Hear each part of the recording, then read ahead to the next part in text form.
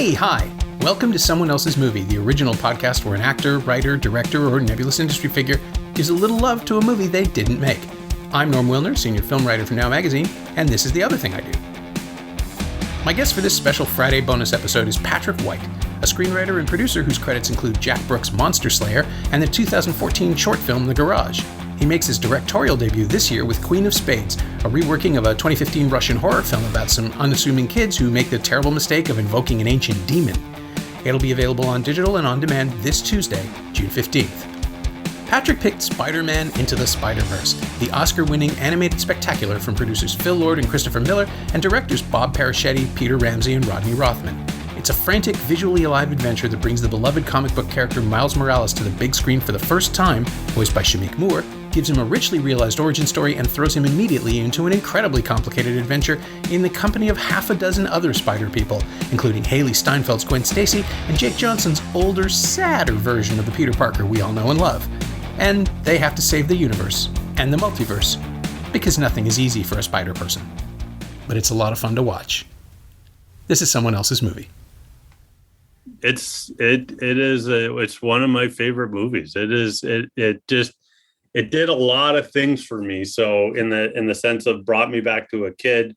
I didn't really know about it at the beginning. I remember I caught an hour of it at the last hour of a plane ride. That was my first impression of it, was on this tiny little screen. And I was blown away. And I just felt like an idiot because I was like, how did I not know about this? And why is it so good? And then subsequently, because I remember watching at the Oscars, the guys getting, I think they were nominated for the Oscars. And I was like, this looks interesting, but I just, for whatever reason, I didn't absorb it. And then, it really, really left a massive impression on me. Yeah, it is. I saw it theatrically. I reviewed it. So there was an early screening at it was one of those things. So I don't know how familiar you are going to be, maybe even listeners are going to be, with the way movies are screened for the way movies were screened for the press in the before times, which was that we'd usually see them, we'll have a press screening for invited critics at 10 a.m. VIP theater, usually somewhere in the city.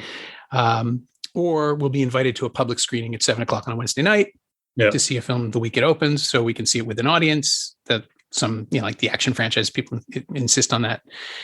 This one was 4:00 on a Saturday afternoon, at either the end of November or the beginning of December, a couple of weeks before it came out. And it wasn't in one of the best theaters at Scotiabank. It was just, they weren't sure it would be ready in time for the TFCA screenings, for the critic screenings.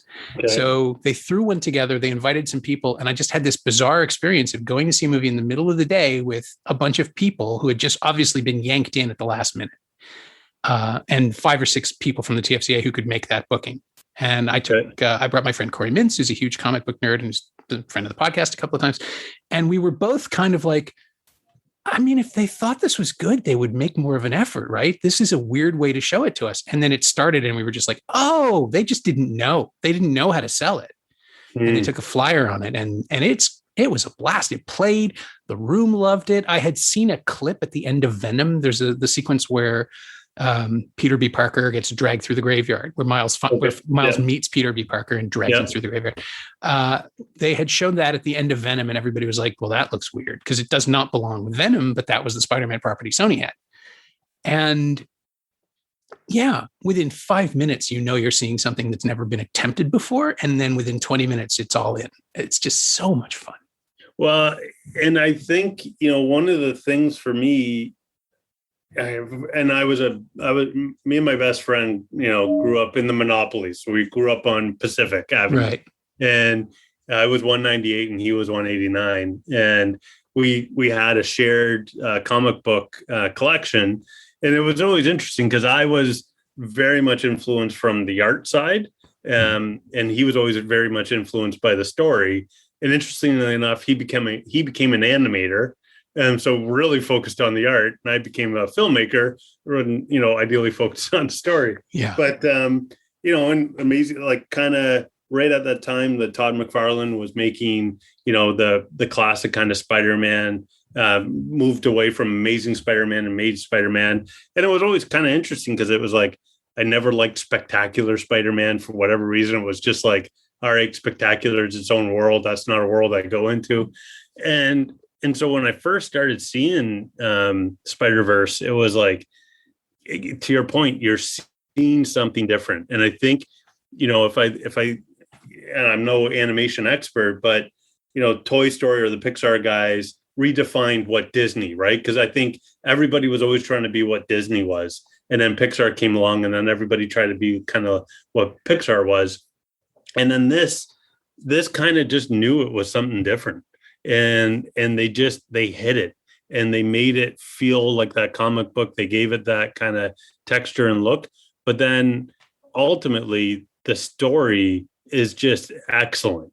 And you're getting into, to think about introducing a new Spider-Man and for a, collective of fans to embrace that and actually love it and pull it off is a massive task. And they did it beautifully. So yeah, it is. It's exhilarating. It really is. And the texture of it, the way it's approached, all of these things were stuff that I wouldn't have expected necessarily from Phil Lord and Chris Miller, who, I love everything they do, and I have to stop being surprised by that. It's how I basically reconcile myself. And that was the thing. When the movie was over, it's just like, I don't even know why I worried. It was mostly just about the way it was presented to us rather than the film itself. But after, Clone High or the Jump Street movies, the Lego movies, these guys have this amazing ability to understand the essence of a property and make it. And, obviously one way to do it is just infuse it with emotional issues, which is their thing. But by handing it off to the people that made it, Bob Persichetti and Peter Ramsey and Rodney Rothman, and just saying, you guys know what you're doing. We trust you. I don't know that many producers that do that. I don't know that many people who've built like an artistic filmography that is as open-hearted as these guys have. And then if you've seen The Mitchells versus the Machines and you have kids, so you probably have, same thing. They found another way to tell a story that you think you're tired of and bring it fully to life. And in this case, introducing Miles Morales and having him not be questioned as someone who becomes Spider-Man, I think that's the other thing, because that seemed to be my understanding of the character, was that he was an underdog Spider-Man replacement in the comics. And here they just make him a kid who is Spider-Man now. It's just how it works. And by killing off, original flavor Chris Pine Spider-Man, there's this instant emotional connection for 10 seconds that becomes the Uncle Ben thing, right? Like it's different, but it's the same motivation without hanging a lantern on it or piling on. Even the stuff with Prowler then kind of translates onto it. But he's just an overmatched kid without the massive crushing issues of Peter Parker. And that lets him have fun with it in a way that Peter Parker isn't allowed to. Yeah. So we get to be part of the first 100% gleeful, joyful, positive Spider-Man origin story that's ever been made as a movie. And at the same time, they got to introduce all these alternates as well. And some of the alternates, then, Gwen or, Peter B. Parker, or, Penny Parker. Not only were they doing it with one, but they were doing it with all these other ones and just introducing it. And I think you kind of hit it, the emotional element there, and let each one have their kind of Uncle Ben. Right. And so, to me, for Miles, yes, definitely with Peter Parker, but then also with his uncle, the Prowler. But you're getting that sense from everybody, and kind of they can all identify with him. And now it lets that web, pun intended, lets them go and explore all this other web. But the other piece of it is just how, and I don't, I worked at a video game company for a little while. And a lot of the animators and the artists there, I had never really gotten too deep into the art books. Oh, yeah. And I don't know if you've ever bought or seen the art book for Spider-Verse. I've seen it, but no, I haven't had the chance. And I have a bunch of the Pixar ones, and some of the Pixar ones are good, some of them are less good. But the Spider-Verse one is incredible. It is really incredible because they show a lot of the early art. They show how they were shaping that story, how they were shaping the look of it. And it's just extremely deep and rich. And again, like, I think after I got off that plane and I got a chance to see this in the full thing, then it was a matter of like, all right, how was I so dumb that I missed this? And then starting to try and engage with it. And then, had a chance to watch it with my girls and they loved it. And that's the other thing. I think it's also a very hard thing. How do you make something entertaining for an older audience, but also that younger audience? And this movie it's a roller coaster as well. It doesn't really, I think it might be even over 2 hours, or right at that. It's just around there. Yeah. But it is moving the whole time. It is really, really moving. Yeah. It's amazing how, I'm trying to figure out how to fold in my thought here. There's this thing that all the other Spider-Man movies do where they're sort of exhaustedly presenting you the origin story. Like the smartest thing that the Marvel films did was have it happen, is pick up in Civil War 6 months after the bite, and it doesn't matter. And he learned, and we saw, I don't think Ben Parker's name is ever fully mentioned in the Marvel movies, but there's little things here and there. Peter's luggage, his suitcase in Far From Home has Ben's initials on it. And it's just there because, for God's sake, we already know. Like the audience knows. Yeah. And having Spider-Verse do that thing where it's just like, okay, let's go through this one more time and make it a running gag for every single character, including Spider-Ham, which, I mean, if anyone doesn't need an origin story, it's a pig who looks like a spider. It's all right there. It is like it creates a sort of pacing, right? Like there's momentum, but it also gives you the chance to breathe and go back to the origin story, as frenetic as it is. Yeah. And the way you said that they've all lost someone and they have the collective shared moment of sighing and listing off the names of the dead, it gives it a little gravity, right? Like in the middle of all the foolishness and all the stuff that keeps pulling Miles back as well. It's like, obviously the moral of every animated feature is that you have to learn to believe in yourself. But when you're Spider-Man, like if you don't believe in yourself, people are going to die. And there's an urgency to it all that is its own momentum, right? Like it's a freight train. You're right. It just doesn't stop moving, but it's got this amazing knack for finding silent little tableau, like the bagel stuff or the invisible computer heist, which is similar, like not quite the bagel stuff, but it's like bagel adjacent. I don't know how to explain it. It manages to be high stakes and still funny because we're grounded in the neuroses and the panic and everything else that is so absolutely human. Even when you have like Nicolas Cage as a black and white Nazi punching Spider-Man running around being, as ridiculous as Nicolas Cage is allowed to be. Yeah. And still kind of have a little sadness to him. Well, and I think, going back to the believing in yourself, and I think going just fundamentally, it's about jumping off, right? And and I love the infusion of humor everywhere, where it always kind of tied back to his untied shoes.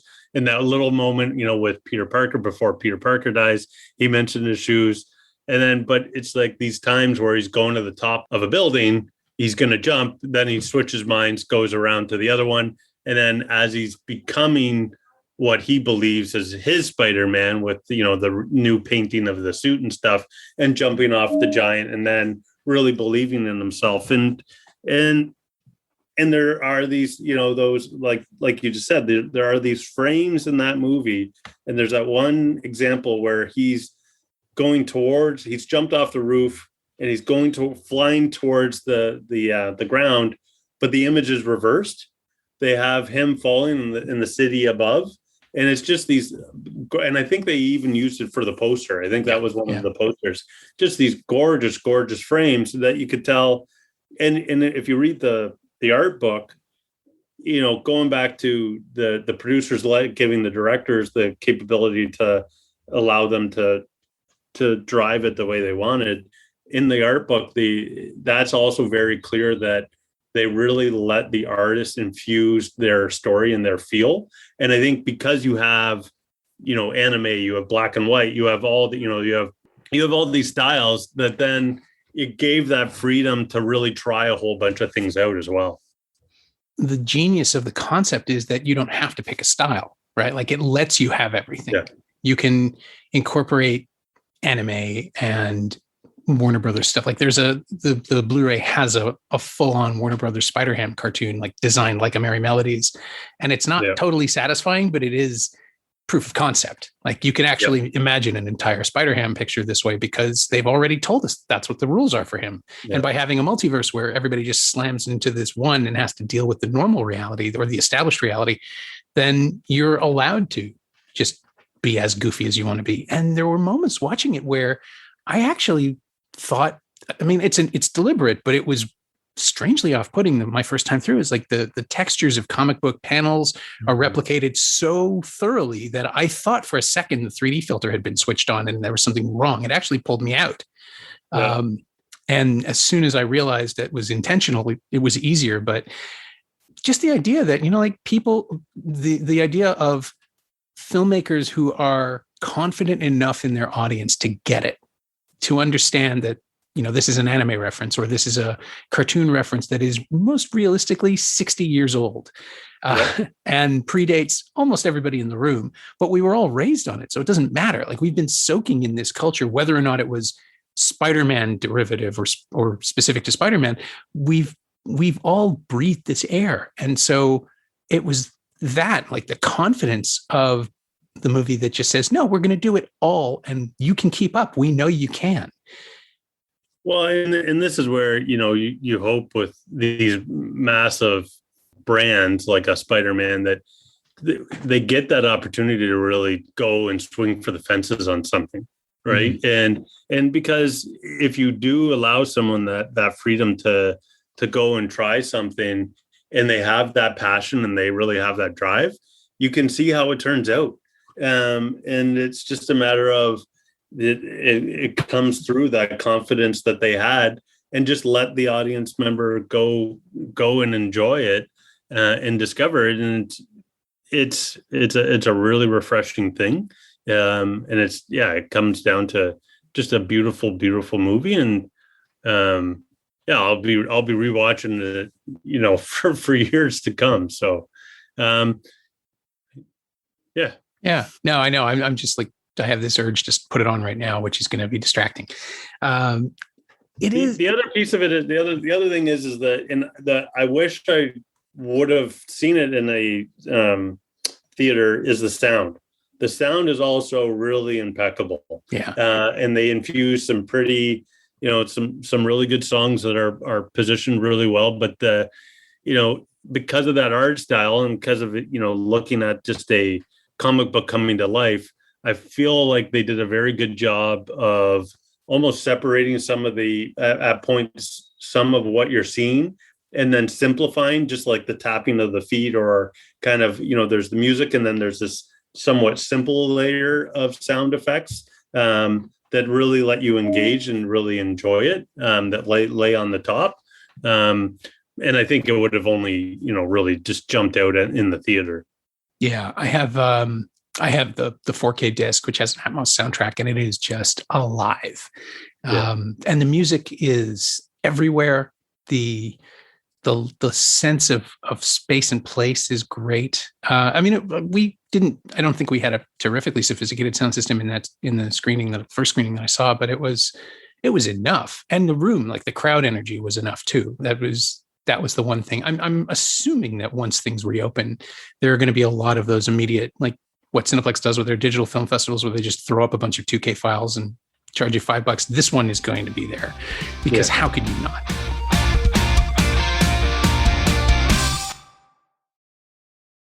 I want to see it with a crowd that knows it now, as opposed to the experience I had the first time. I want to see it with people who are going to cheer for Miles the second he shows up, and just never stop.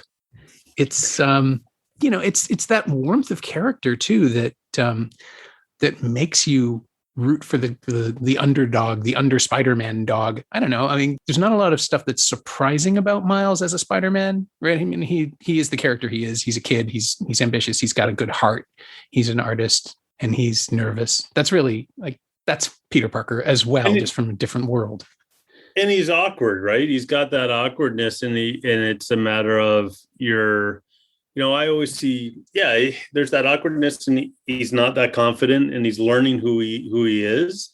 And I think we can probably all see a little bit of ourselves. And he's, I guess, he's very close emotionally, right? Like he's dealing with stuff with his dad. He's got his mom. He's been forced to this other school. So there's all this stuff. I think they set up so well and so cleanly. And again, coming back to the story, they did a beautiful, beautiful job with the story of really laying it out there very nicely. But they're having these characters that you mentioned it before, we know what's going to happen. You know, those origin, you got those fundamental, but they give a little flavor to Aunt May, right? Where she's telling people to leave her room or, and stuff of that nature and take it outside. And they just amp it up a little bit and give it a little bit of new breath, which is excellent.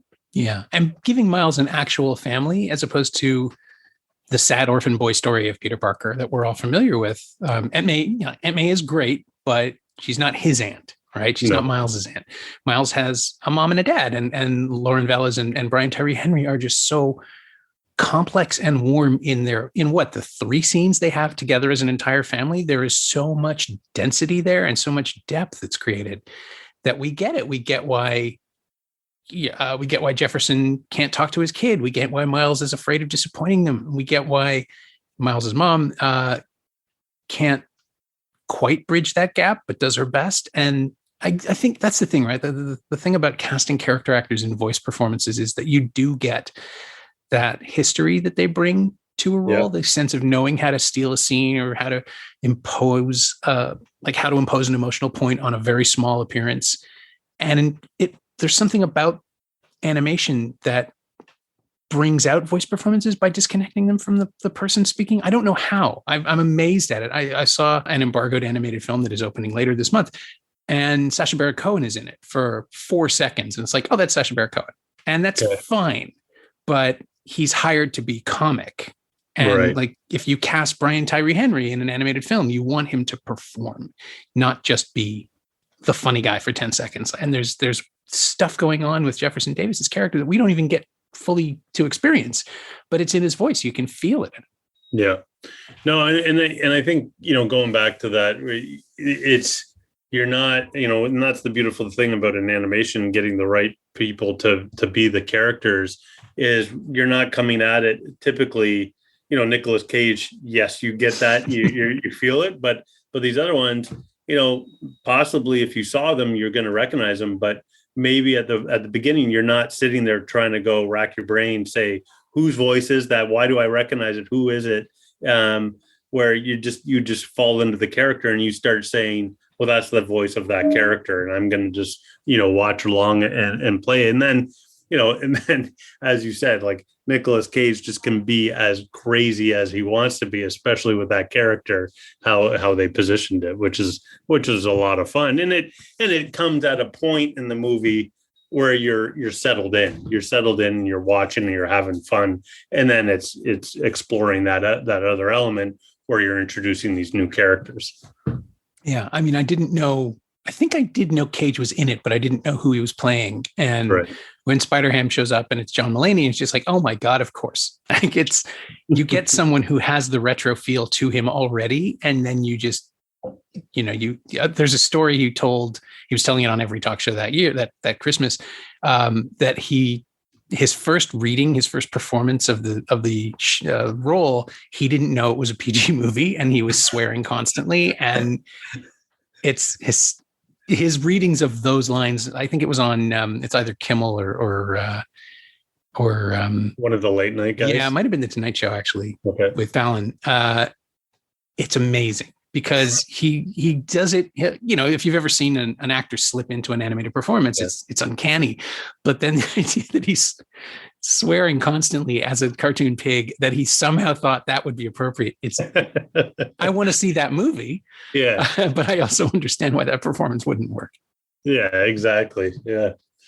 Oh, the other thing too that I think works incredibly well is the relationship between two Spider-Mans, between Peter B. Parker and Miles, and having Gwen along to just sort of poke holes in them and deflate them, because the original story concept was that it was a Karate Kid relationship if Mr. Miyagi doesn't know anything. So he's just blustering pointlessly through everything because, and this is the point of the film, right? Spider-Man operates on instinct. And until Miles accepts that he doesn't have to think through every step, he can't win. He can't be a hero. He can't do anything. And having Peter Parker be absolutely useless as a tutor, except that he's teaching him not to need a tutor. It took about 4 screenings before I figured that out. And it's just like, God damn it. That is the simplest, funniest, smartest play, right? Maybe it's in Mystery Men where someone says like the greatest lesson you can learn is that you don't need lessons.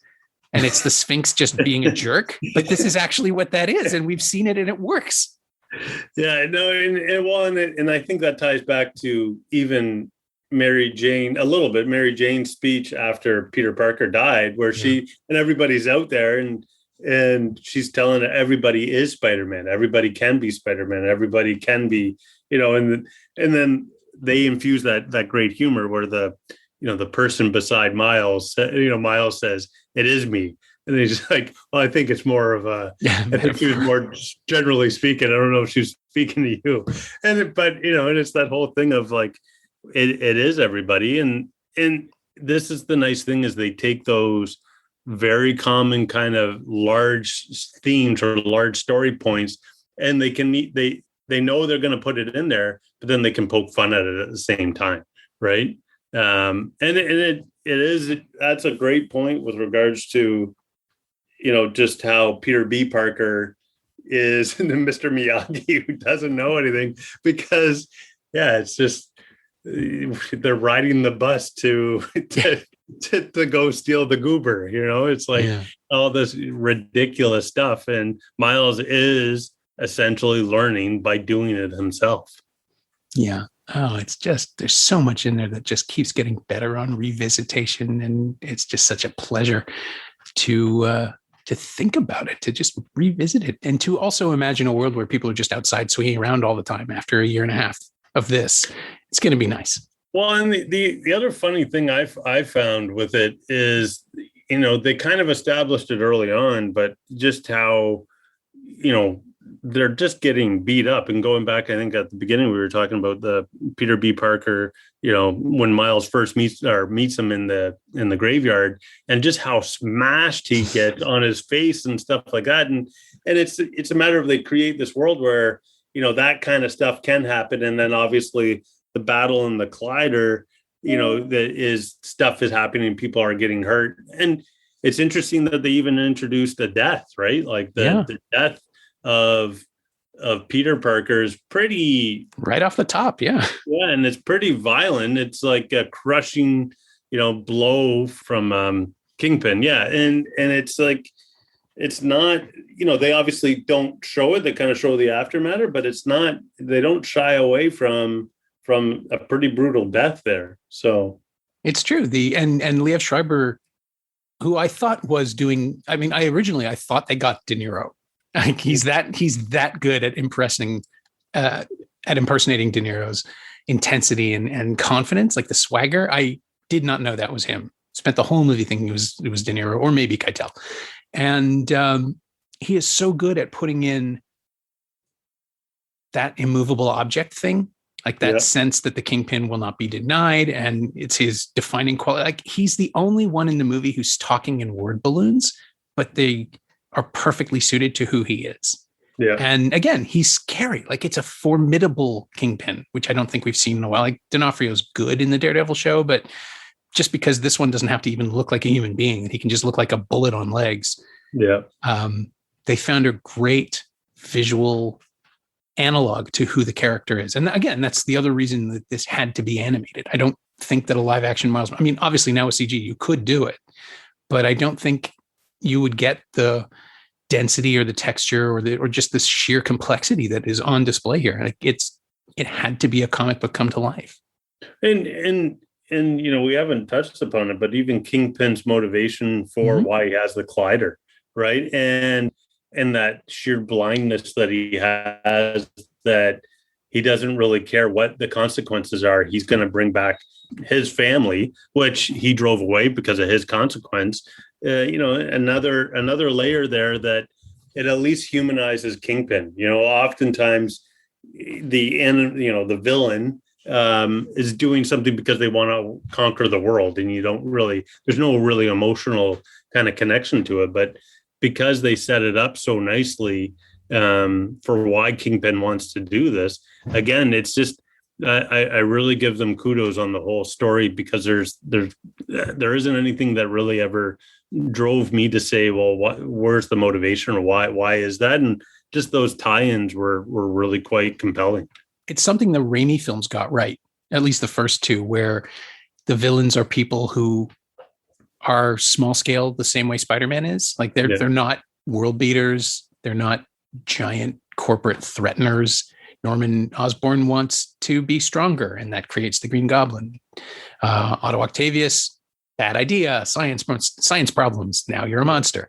But it's tragic in a way that the subsequent ones, and the Marvel ones, give him, thieves, basically just crooks to have super suits, which is a nice way of showing you how Spider-Man really isn't an Avenger level fighter. He's just a kid. He's still learning. He's untested, or he's being tested. There was a comic book in the 90s, I want to say, where some huge apocalyptic event is happening in New York, and it just cuts away. There's one little scene where Spider-Man and Daredevil are sitting together just going, well, maybe we could stop a couple of robbers, but there's nothing we can, we are literally outclassed. There's nothing we can do. And there's that underdog thing that runs through that character that I don't know of any other comic book hero where your sympathies are so instantly on side with this guy. He's just, whether it's Peter or Miles, he's just out of his league, and he's scared, and he's going to hurt somebody. Like if he's not careful, he could kill himself or a lot of other people. And making it Miles here and making him be the guy who tries to be empathetic and talk people out of things before things get worse. And the fact that the Kingpin is twice his age or more and just doesn't give a shit and won't listen to him makes it equally tragic, right? Because it's true, with great power comes great responsibility. That's the line. But with Kingpin, you also see someone with great power and absolutely no accountability. And that's why Spider-Man has to exist. Yeah. Yeah. It's the yin and the yang. And another element, just taking it in another spot, is that we haven't really talked about, is that just how New York felt in this show. I think we've seen New York change dramatically, from Taxi Driver to, what New York is today. Right. And I feel like it's the way they portrayed New York. You get that sense that it's just this massively dense city, that there are people everywhere, but yet you still have the neighborhood feel. And, at the beginning, Miles just, having to go to this new school and not really wanting to, and he's leaving his community. But just that density and just how beautiful the whole city is, and giving these vistas and just even their lighting, but it has a very urban feel. And then obviously when they go to Queens, to Aunt May's house, giving that, kind of community or kind of neighborhood, different kind of neighborhood feel. Yeah. But it also is a very defined New York, which I thought was really fascinating as well. Yeah. Well, and by making Miles a tagger, that also adds a level of interaction with the landscape, with the environment, that maybe we wouldn't see otherwise.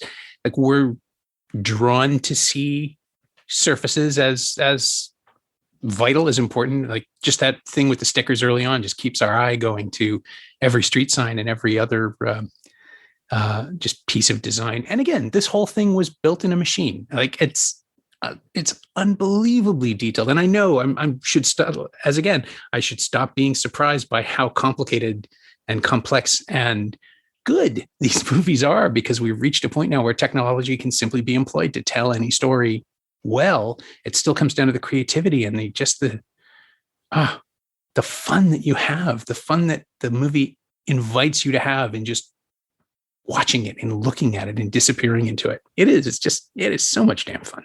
I just keep doing the same thing over and over again.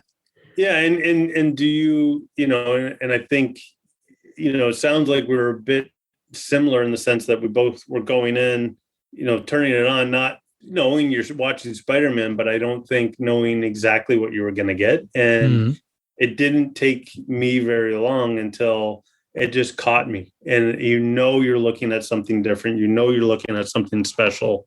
I couldn't wipe the smile off my face, and you're just on there for a ride. You're in there enjoying it. And then lo and behold, Miles grabs you, and then you're rooting for Miles. And it's a beautiful, beautiful movie.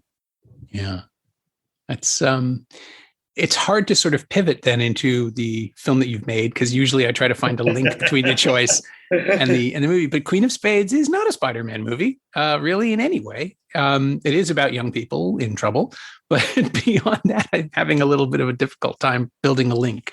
So, I mean, was there anything that influenced you from Spider-Verse to Queen of Spades? Yeah, even in post-production, I suppose, because I'm trying to figure out the timing of both projects.